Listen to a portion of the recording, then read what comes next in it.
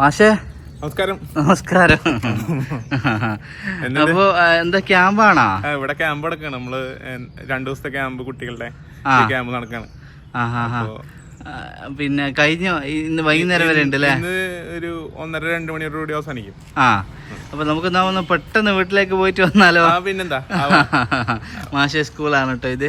Detail ആയിട്ട് നമുക്ക് മാഷ വീട്ടിലെത്തിയിട്ട് സംസാരിക്കാം. വാ മാഷ, ഒറ്റക്ക് പോയി പരിചയമായിരിക്കും അല്ലേ? ഞാനിവിടെ കാലങ്ങളായിട്ടുള്ളൊരു എന്താ പറയാ ഒരു യാത്രയാണ്. അപ്പൊ മാഷ് സ്റ്റിക്കൊന്നും യൂസ് ചെയ്യലില്ല അല്ലേ? സ്റ്റിക്കില്ല. അപ്പോൾ ആ മാഷ്ക്ക് 2 കണ്ണുകൾക്കും കാഴ്ച ശക്തി ഇല്ല കേട്ടോ. അപ്പോൾ ഈ സ്കൂൾ ഇവിടെ കാണുന്ന കൊടകര സ്കൂളിലാണ് വർക്ക് ചെയ്യുന്നത്. മാഷ് ഒരു കല്യാണ ആവശ്യത്തിനാണ് നമ്മളിവിടെ വന്നത്. ഡീറ്റെയിൽ ആയിട്ട് നമുക്ക് എന്നാൽ വീട്ടിലെത്തിയിട്ട് പറയാം. ഈ വഴിയൊക്കെ ഒറ്റയ്ക്ക് തന്നെ നടന്നു പോകുമെന്നാണ് പറഞ്ഞത്. സ്റ്റിക്ക് ഒന്നും ആവശ്യമില്ല. പരിചയമാണ്, എക്സ്പീരിയൻസ് ആണല്ലോ. പിന്നെ തിരുവനന്തപുരത്തായാലും ദൂരത്തേക്കൊക്കെ ഒറ്റയ്ക്ക് പോകുന്നതാണ് കേട്ടോ മാഷ്. ഗോപകുമാർ എന്നാണ് കേട്ടോ മാഷ പേര്. വണ്ടിയൊക്കെ പോകുമ്പോൾ ശ്രദ്ധിക്കണം കേട്ടോ. വണ്ടി അതെ അതെ അതെ. ഈ കൊടകര ബോയ്സ് സ്കൂളാണോ മാഷ് പഠിച്ചേ? എത്ര ക്ലാസ് വരെ? 10 വരെ അല്ലേ? മാഷ, ഇത് ഇവിടെ ഉള്ള അറിയപ്പെടുന്ന ഒരു അമ്പലമാണ് അല്ലേ? അറിയപ്പെടുന്ന അമ്പലമാണ്. ഇവിടെ നമ്മുടെ കുന്നിന്റെ മുകളിൽ ഒരു അമ്പലമുണ്ട്, മുരുകന്റെ. ഷഷ്ടി നടക്കുന്നത് കാവടിയാട്ടമൊക്കെ ആയിട്ട്. അവിടെ പക്ഷെ സ്ഥലക്കുറവായതുകൊണ്ട് നമ്മുടെ ഇവിടെയാണ് കാവടിയാട്ടമൊക്കെ നടത്താറ്. വലിയ ഒരു ഗ്രൗണ്ടാണ്. ഫേമസ് ആയ അമ്പലമാണ് ഇവിടെ. അത് ശരി, ഇവിടത്തെ ഫേമസ് ആയ അമ്പലം. വീട്ടിലേക്ക് ഇനിയും കുറച്ചുകൂടെ ദൂരം ഉണ്ട് അല്ലേ? ഇത്തിരി കൂടെ സ്ഥലം ദൂരമുണ്ട്. നല്ല നല്ല നല്ല സ്ലോപ്പാ.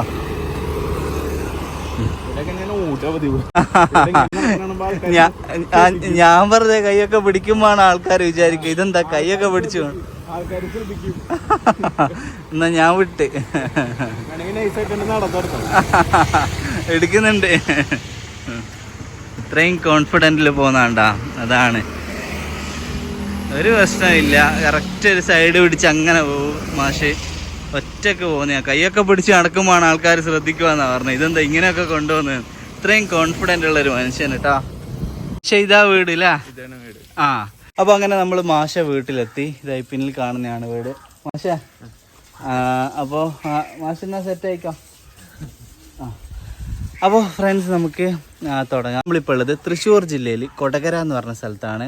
ഗോപകുമാർ എന്നാണ് മാഷ പേര്. മാഷ കാണാനാണ് ഇവിടെ വന്നത്. കാണുന്നതാണ് വീട്. എത്രയും പെട്ടെന്ന് നല്ലൊരു വധുവിനെ നമുക്ക് കണ്ടെത്തണം. ആ മാഷ്ക്ക് ജന്മന 2 കണ്ണുകൾക്കും കാഴ്ചശക്തിയില്ല. ഇപ്പോൾ നിങ്ങൾ കണ്ടല്ലോ, വരുന്നതൊക്കെ ഒറ്റയ്ക്ക് എല്ലാ കാര്യങ്ങളും ചെയ്യും. സ്കൂളിലൊക്കെ ഒറ്റയ്ക്ക് നടന്നു പോകും. അപ്പോൾ 4ാം ക്ലാസ്സിൽ വരെയുള്ള കുട്ടികളെയാണ്, 4ാം ക്ലാസ്സിലെ കുട്ടികളാണ് കേട്ടോ മാഷ് പഠിപ്പിക്കുന്നത്. തീർച്ചയായിട്ടും നിങ്ങൾ കൂടെ വേണം. മാക്സിമം വീഡിയോ ഷെയർ ചെയ്യണം. അപ്പോൾ എന്നാൽ കൂടുതൽ കാര്യങ്ങൾ നമുക്കുള്ളിലേക്ക് പോയിട്ട് അവരോട് തന്നെ ചോദിച്ച് മനസ്സിലാക്കാം. നിങ്ങളെല്ലാവരും കട്ടയ്ക്ക് കൂടെ നിൽക്കണം കേട്ടോ. ഓക്കെ മാഷ, മാഷ്ക്ക് ഇപ്പൊ എത്ര വയസ്സായി? 32 അല്ലേ? ദൂരം പ്രശ്നമുണ്ടോ? ദൂരം പറഞ്ഞ പോലെ തിരുവനന്തപുരത്തേക്കൊന്നും അധികം നോക്കണില്ല. ആലപ്പുഴ വരെ. ആലപ്പുഴ, കോട്ടയം, ആലപ്പുഴ അങ്ങനെയൊക്കെ പറ്റും അല്ലേ? നമ്മൾ അങ്ങോട്ട് കോഴിക്കോട്, കണ്ണൂർക്കില്ല. മലപ്പുറം വരെ. അതായത് കോഴിക്കോട്, മലപ്പുറം വരെ. അതിന്റെ അപ്പുറത്തോട്ട് വേണ്ട അല്ലെ? കാസർഗോഡ് അങ്ങോട്ടൊന്നും വേണ്ട അല്ലേ? അപ്പൊ തീർച്ചയായിട്ടും നിങ്ങൾ കോണ്ടാക്ട് ചെയ്യുക. പിന്നെ മാഷ് ഏരിയ പറഞ്ഞിക്കെങ്കിലും നമുക്ക് ഏറ്റവും വലുത് എന്ന് പറഞ്ഞാൽ മാഷ് മനസ്സിലാക്കുന്ന അങ്ങനെയുള്ളൊരു പാർട്ട്ണറിനെ കണ്ടെത്തുക എന്നുള്ളതാണ് അല്ലേ? അപ്പൊ ഈ കാഴ്ചന്റെ 100% കാഴ്ച കുറവാണ്. കാഴ്ച 100% സർട്ടിഫിക്കറ്റില്ല. പക്ഷെ എനിക്ക് അത്യാവശ്യം കാണാനൊക്കെ പറ്റും. ഒരു വെളിച്ചം പോലെ കാണാം. യാത്ര ചെയ്യാനൊന്നും ബുദ്ധിമുട്ടില്ല. അപ്പോൾ എഴുതാൻ സ്കൂളിൽ ഇപ്പോൾ ബോർഡിൽ എഴുതാനൊക്കെ ബുദ്ധിമുട്ടായിരിക്കും അല്ലേ? ബോർഡിൽ എഴുതാൻ ബുദ്ധിമുട്ടാണ്. കയ്യിന് എനിക്ക് മൾട്ടിപ്പിൾ ഡിസബിലിറ്റി ആണ്. അതായത് കണ്ണിലേക്കുള്ള നെറവ് കട്ടായതാ. അല്ലാതെ കണ്ണിന് പ്രശ്നമില്ല. നെറവ് കട്ടായത് കൊണ്ട് മൊത്തത്തില് നെറവിന്റെ പ്രശ്നം കൊണ്ട് മാത്രമാണ് ഈ കാഴ്ച പരിമിതി വന്നത്. അല്ലാതെ വേറെ പ്രശ്നമില്ല. പക്ഷേ ഏതാ കോഴ്സ് കഴിഞ്ഞത്? ഞാൻ D.Ed ആയിരുന്നു, ഡിപ്ലോമ ഇൻ എഡ്യൂക്കേഷൻ. അത് കഴിഞ്ഞിട്ട് അത് കഴിഞ്ഞിട്ട് ഞാന് പിന്നെ കേട്ടിട്ട് എഴുതി. ഇവിടെ സ്ഥിര നിയമനല്ലേ? PSC നിയമനാണ്. 4ാം ക്ലാസ്സിലാണ് അല്ലെ? ഇപ്പൊ 4ലാണ്. ചിലപ്പോ അടുത്ത അക്കാദമിക് മാറാതിരിക്കാം. അതെ അതെ. അപ്പൊ എല്ലാ സബ്ജക്റ്റും നമ്മള് എടുക്കണം. സ്കൂൾ ആയതുകൊണ്ട് എല്ലാ സബ്ജക്റ്റും എടുക്കണം. അതെ. നിങ്ങൾ എത്ര മക്കളാണ്? 2. ഒരാണും ഒരു അനിയത്തിയാണോ? വിവാഹം കഴിഞ്ഞോ? അപ്പൊ അച്ഛന് എന്തായിരുന്നു ചെയ്തിരുന്നത്? അച്ഛന് ഇവിടെ അപ്പോളോ ടയേഴ്സ് എന്ന് പറയും, പേരാമ്പ്ര, തൃശ്ശൂർ ജില്ലയില് പേരാമ്പ്ര എന്ന് പറയും, ചാലക്കുടിക്ക് പോണ വഴിയില്. തൃശ്ശൂർ ജില്ലയിൽ പേരാമ്പ്ര. നമ്മളെ നാട്ടിലുണ്ടൊരു പേരാമ്പ്ര, അറിയോ? കോഴിക്കോട്. അത് ശരി. അപ്പൊ അവിടുന്ന് റിട്ടയർ ആയതാണ് അല്ലേ? അമ്മ ഹൗസ് വൈഫാണ്. അത് ശരി. തീർച്ചയായിട്ടും മാഷ്ക്ക് പറ്റിയ ഒരു ആലോചന നമുക്ക് വേണം. നമ്മൾ വരാൻ പോകുന്ന പാർട്ട്ണറിന് ഒരു എത്ര ഏജ് ലിമിറ്റ് നമ്മള് നോക്കാം? 28 വയസ്സ് വരെ ഓക്കെയാണ്. 28 വരെ അല്ലേ? പിന്നെ അവിടുന്ന് അച്ഛൻ പറഞ്ഞു മാഷ്ക്ക് യാത്രകളോട് ഭയങ്കര ഇഷ്ടമാണ് അല്ലേ? തീർച്ചയായിട്ടും ഭയങ്കര ഇഷ്ടമാണ് യാത്ര ചെയ്യാൻ. ഞാൻ പറഞ്ഞല്ലോ അവിടുന്ന് വരുമ്പോഴേ പറഞ്ഞല്ലോ. അതെ, യാത്ര ഭയങ്കര. അതെ. അപ്പൊ നമുക്ക് വേറെ എങ്ങോട്ട് പോവാൻ പറ്റിയില്ലെങ്കിലും ഇപ്പൊ നമ്മളെ സ്കൂളിൽ നിന്നൊക്കെ ടൂർ പോകുമ്പോ നമ്മള് പറയും എനിക്ക് വന്നാൽ കൊള്ളാന്നുണ്ട്. ഇപ്പൊ കഴിഞ്ഞ ദിവസം ടൂർ പോയി നമ്മള് പിള്ളേർക്ക് ഈ യാത്രയായിട്ട് ബന്ധപ്പെട്ട് ഇവിടെ ഇന്നലെ ക്യാമ്പിന്റെ ഭാഗമായിട്ട് നമ്മള് മുന്നിയാട്ടൂന്ന് പറയും, ലോക്കൽ ഏരിയ ആണ്, പക്ഷെ കാണാൻ നല്ല ലുക്ക് സ്ഥലമാണ്. അപ്പൊ മലയുടെ മുകളിലാ, നമുക്ക് അങ്ങോട്ട് കയറാൻ പറ്റില്ല, ഒരാളെ സപ്പോർട്ടിലാണ്. ഞാൻ കേറിയിട്ടുണ്ട്, കുറച്ച് കേറിയിട്ടുണ്ട്, അച്ഛൻ്റെ ഒപ്പം പോയിട്ട് കേറിയിട്ടുണ്ട്. പക്ഷെ അതിന്റെ മുകളിലേക്ക് കയറാന്ന് പറഞ്ഞാൽ അത്ര എളുപ്പമല്ല, ഒരാളെ സപ്പോർട്ട് വേണം. അപ്പൊ ഞാൻ എന്ത് വെച്ചാ എനിക്ക് വണ്ടിയിൽ യാത്ര ചെയ്യാനുള്ള ഇഷ്ടം കൊണ്ട് മാത്രം ഞാൻ അവിടെ പോയി താഴെയിരുന്നു. അപ്പൊ ചെറിയൊരു യാത്രയാണെങ്കിലും നമ്മൾ ആ യാത്രയിൽ വളരെ എൻജോയ് ചെയ്യും. അതെ, അതെങ്ങനെ. അപ്പൊ ഒരു വണ്ടി ഓടിക്കുന്നൊക്കെ അറിയുന്ന ഒരു പാർട്ണർ ആണെങ്കിൽ സന്തോഷം അല്ലേ? ഇല്ലെങ്കിൽ നമുക്ക് പഠിപ്പിക്കാമല്ലോ, ഡ്രൈവിംഗ് ഒക്കെ നമുക്ക് പഠിപ്പിക്കാം, അതൊന്നും പ്രശ്നമില്ല. തീർച്ചയായിട്ടും അതിനൊക്കെ മനസ്സുള്ള ഒരാളായിരിക്കണം. ഒരു 28 വയസ്സിന്റെ ഉള്ളിലുള്ള ആദ്യ വിവാഹമാണ് മാഷ് നോക്കുന്നത് കേട്ടോ. അപ്പോൾ അങ്ങനെയുള്ള ആളുകൾ തീർച്ചയായിട്ടും മുമ്പോട്ട് വരിക. സ്ഥലത്തിന്റെ ഒരു ബോർഡർ ഇവർ പറഞ്ഞെങ്കിലും അത് നിങ്ങൾ ഓവറായിട്ട് അങ്ങനെ ചിന്തിക്കണ്ട.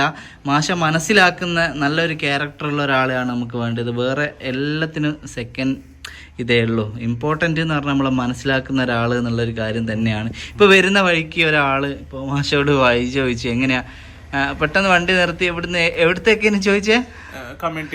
കമ്മ്യൂണിറ്റി ഹാളിൽ എങ്ങനെയാ പോവാന്ന് ചോദിച്ചു. അപ്പോൾ പുള്ളി ഇങ്ങനെ വഴി പറഞ്ഞു കൊടുക്കുന്ന കണ്ട് പിന്നെയാണ് മൂപ്പരിക്ക് മനസ്സിലായതോ കാഴ്ച പരിമിതിയുള്ള ആളാണെന്ന്. അപ്പോൾ മൂപ്പര് ഇങ്ങനെ അത്ഭുതത്തോടെ നോക്കുക, കാരണം കറക്റ്റ് വഴി നേരെ പോയിട്ട് ഇടത്തോട്ട് തിരിഞ്ഞിട്ട് രണ്ടാമത്തെ അങ്ങനെ കറക്റ്റ് മനസ്സിൽ നമ്മൾ ആ ഒരു പിക്ചർ ഉണ്ട് അല്ലേ?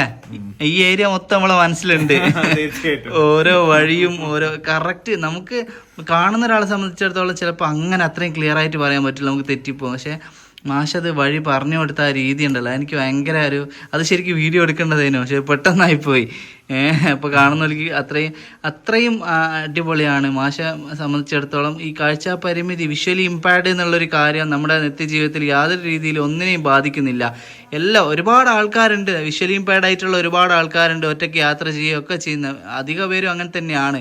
പക്ഷെ കാണുന്ന ആളുകൾക്കാണ് വിഷ്വലി ഇമ്പാക്ട് അല്ലേ, അപ്പോൾ ഒന്നിനും കഴിയില്ല, അവരെപ്പോഴും കൈപിടിച്ച് കൊണ്ടുപോകണം, അവർക്ക് ഒറ്റയ്ക്ക് യാത്ര ചെയ്യാൻ പറ്റില്ല, അവർക്ക് പരിമിതികളുണ്ട് എന്ന് കാണുന്നവരാണ് ചിന്തിക്കുന്നത്. ശരിക്കും ഇവരെ സംബന്ധിച്ചിടത്തോളം ഇവർ ഓക്കെയാണ്, എല്ലാത്തിനും ഓക്കെയാണ്. ചെറിയ ചില ഹെൽപ്പുകൾ അത് നമ്മൾ ചെയ്തു കൊടുത്താൽ മതി, വേറൊരു വിഷയവും ഇല്ല. അപ്പോൾ തീർച്ചയായിട്ടും നല്ലൊരു ആലോചന മുമ്പോട്ട് വരിക.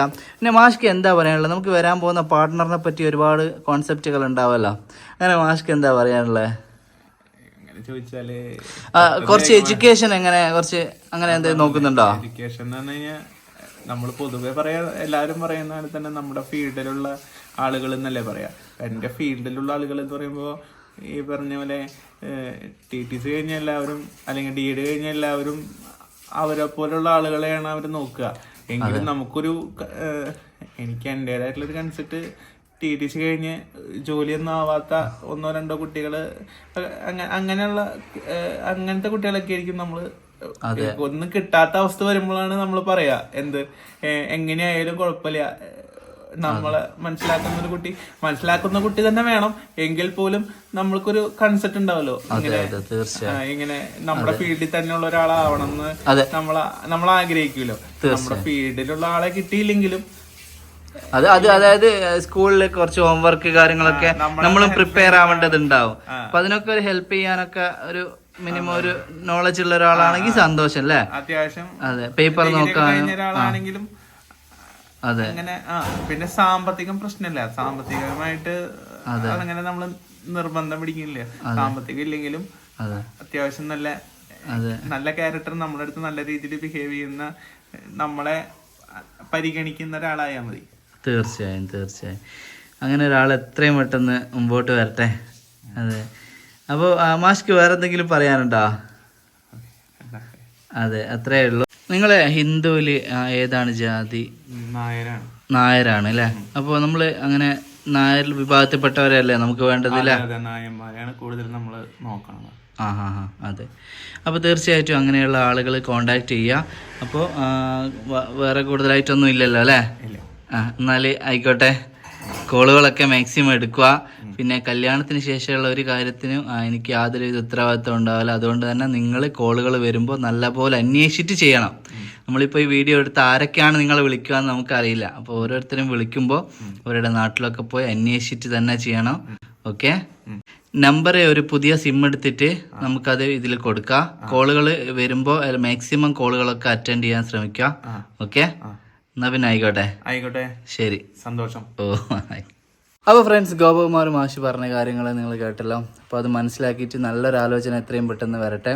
അപ്പോൾ മാഷ്ക്ക് ഇവർക്ക് നായർ വിഭാഗത്തിൽപ്പെട്ട ആളുകളിൽ നിന്നുള്ള ആലോചനയാണ് വേണ്ടത്. പിന്നെ ജില്ലയൊക്കെ പറഞ്ഞു, ജില്ല അധിക ദൂരം വേണ്ട എന്നുള്ളതാണ് പറഞ്ഞത്. എങ്കിലും നമുക്ക് നോക്കിയിട്ട് ചെയ്യാം. നല്ല ഒരു സ്മാർട്ടായിട്ടുള്ള ഒരു കുട്ടീനാണ് നമുക്ക് വേണ്ടത്. അപ്പോൾ ഡ്രൈവിംഗ് ഒക്കെ, ഇനിയിപ്പോൾ ഡ്രൈവിംഗ് അറിയില്ലെങ്കിൽ നമുക്ക് ഡ്രൈവിംഗ് ഒക്കെ പഠിപ്പിച്ചു കൊടുക്കാതൊന്നും പ്രശ്നമില്ല. മാഷ്ക്ക് ഡ്രൈവിംഗ് ഭയങ്കര ക്രൈസാണ്, യാത്ര ചെയ്യാനൊക്കെ ഭയങ്കര ഇഷ്ടമാണ്. അപ്പോൾ ഇവർക്ക് മാച്ചായിട്ടുള്ള ഒരാൾ എത്രയും പെട്ടെന്ന് മുമ്പോട്ട് വരട്ടെ. പിന്നെ സാമ്പത്തികമായിട്ട് ഇവർക്ക് ബുദ്ധിമുട്ട് അങ്ങനത്തെ വിഷയങ്ങളൊന്നും ഇല്ല. മാഷിപ്പോൾ പിന്നെ നല്ല ഗവൺമെൻറ് സെക്ടറിൽ തന്നെയാണ്, സ്ഥിര നിയമനമാണ്, PSC വഴി കിട്ടിയതാണ്. അപ്പോൾ ഒരു സിസ്റ്റർ ഉള്ളത് PhD പഠിക്കുകയാണ്, അപ്പോൾ അച്ഛൻ റിട്ടയറാണ്. ഇവർ ഫാമിലി ബാക്ക്ഗ്രൗണ്ടൊക്കെ നമ്മൾ പറഞ്ഞല്ലോ. അപ്പോൾ അതൊക്കെ മനസ്സിലാക്കിയിട്ട് നല്ലൊരാൾ എത്രയും പെട്ടെന്ന് വരട്ടെ. അപ്പോൾ ഓക്കെ, നിങ്ങളെല്ലാവരും കട്ടയ്ക്ക് കൂടെ നിൽക്കണം. അപ്പോൾ കാഴ്ച പരിമിതി ഉണ്ടെങ്കിലും ഒരു കാര്യം ചെയ്യുന്നതിനും അത് മാഷ്ക്ക് തടസ്സമല്ല, യാത്രകളും കാര്യങ്ങളും ഒക്കെ കേട്ടോ. അപ്പോൾ നിങ്ങൾ മാക്സിമം ഈ വീഡിയോ ഷെയർ ചെയ്യണം. നിങ്ങളുടെ കുടുംബത്തിലോ പരിചയത്തിലോ പിന്നെ മാഷ്ക്ക് പറ്റിയ ഒരാളുണ്ട് എന്ന് നിങ്ങൾക്ക് തോന്നുമ്പോൾ നിങ്ങൾ അവരിലേക്ക് ഈ വീഡിയോ എത്തിക്കണം. ഇവർക്കും ഒരു ജീവിതം നമ്മുടെ കിട്ടണം. അപ്പോൾ ഇങ്ങനെ ഒരു മാഷ് എന്ന ഒരു കൊടകര ഈ സ്ഥലത്തുണ്ട് എന്ന് ഒരാൾ അറിയുമ്പോഴാണ് ആലോചനകൾ വരിക. ഇത് അറിയിച്ച് കൊടുക്കുക എന്നുള്ളത് നമ്മുടെ ഒരു ഉത്തരവാദിത്തമാണ്. എൻ്റെ മാത്രമല്ല, നിങ്ങളും കൂടെ ഉണ്ടെങ്കിൽ മാത്രമേ എല്ലാം നടക്കുകയുള്ളൂ. അതുകൊണ്ട് എല്ലാവരും കട്ടയ്ക്ക് കൂടെ നിൽക്കുക, മാക്സിമം വീഡിയോ ഷെയർ ചെയ്യുക. അപ്പോൾ ഓക്കെ ഫ്രണ്ട്സ്, കൂടുതലായിട്ടൊന്നുമില്ല. നമുക്ക് അടുത്ത വീഡിയോയിൽ ഇതേപോലെയുള്ള മറ്റൊരാളുടെ വിവാഹ വിശേഷങ്ങളായിട്ട് വീണ്ടും കാണാം.